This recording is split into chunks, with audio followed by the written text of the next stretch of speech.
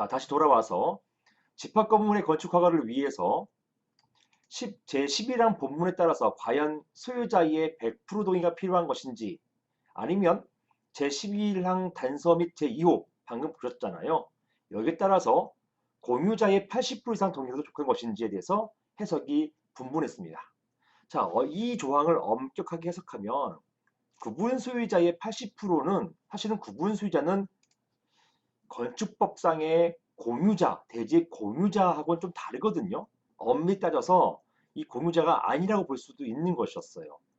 하지만 판례는 이런 것이 문제된 쟁점에 대해서 80% 동의도 괜찮다. 이 80%로 건축허가 받은 것 문제없다. 이렇게 판시한 바가 있었습니다. 자, 그런데요. 문제는 이제부터예요. 현재 상가 오피스텔 재건축 실무에서는 이러한 허가 조건 완화가 큰 의미가 없어졌어요. 자, 그 이유가 뭐냐? 자, 건축허가 났다 하더라도 이후에 재건축을 진행하기 위해서는 기존 건물을 철거해야 됩니다. 철거 또는 해체해야 되는데 당연한 거 아니겠어요? 건축허가 받고 그 다음에 철거하고 그 다음에 굴토하고 토지 파는 거죠. 그 다음에 시공하고 그 다음에 준공하고 그 다음에 입주하고 이런 절차가 재건축 절차 아닙니까? 자, 그런데 종전에는요. 재건축 허가 다음에 이러한 철거가요. 신고제였어요.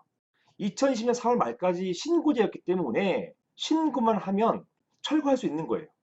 그래서 종전에는 재건축결의 80% 동의로 재건축 허가를 받은 다음에 바로 철거 신고를 하고 건물을 철거할 수가 있었습니다.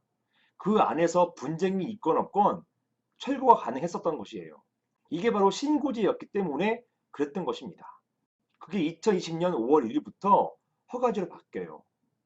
신고제하고 허가제는 굉장히 큰 차이잖아요.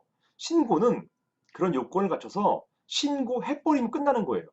신고해서 관할관청이, 관할행정청이 알게만 하면 되는 것이고 바로 철거할 수 있는 것인데, 허가제는요. 허가 신청하고 이 허가가 나와야만 비로소 철거를 할 수 있게 된 것입니다. 아주 큰 차이가 생겼던 것이죠. 자, 이렇게 종전에 건축법 36조에 신고제가 있었는데 이게 삭제됐어요. 그리고 건축물관리법 제30조가 허가제를 신설해 버렸습니다. 물론 취지는 그것이죠. 종전에 신고제 하니까 신고만 해놓고 그냥 거기에서 사람이 있건 없건 건물을 막 철거시켜 버리는 거예요. 이러다 보니까 분쟁이 너무 격화되니까 그러지 말고 허가제로 바꾼 그런 취지는 좋습니다. 그런데요. 이런 허가제가 신설됐어요. 그리고 시행이 2010년 5월 1일부터입니다. 자, 이런 허가제에 따라서 철거가 받기 위해서는 결국 소유자 전부, 거기 한 명이라도 이 철거에 대해서 부동의하면요. 허가를 안 내줍니다. 그래서 결국 소유자 전부의 동의가 필요하게 됐고요.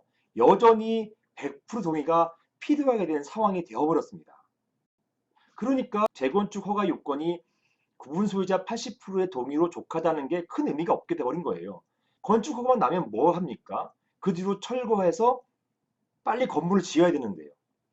결국 나머지 소유자 100% 동의 받기 전까지 이 100% 동의 받기 위해서 또 소송을 벌여야 되잖아요. 이 소송을 해서 이 판결을 선고받고 이 선고 결과에 따라서 소유권을 이전받아야만 소유권이 100% 확보되는 것이고, 이렇게 돼야만 비로소 철거 허가가 나오게 된다는 이런 상황이 돼버리는 것입니다. 따라서 재건축을 위한 허가가 80% 빨리 났다고 하더라도 결국 철거 허가를 위해서 소유자 100% 동의 받기 위해서 어차피 기다려야 합니다. 그렇기 때문에 이러한 건축 허가 요건 완화가 현재로서는 큰 의미가 없게 된 것입니다.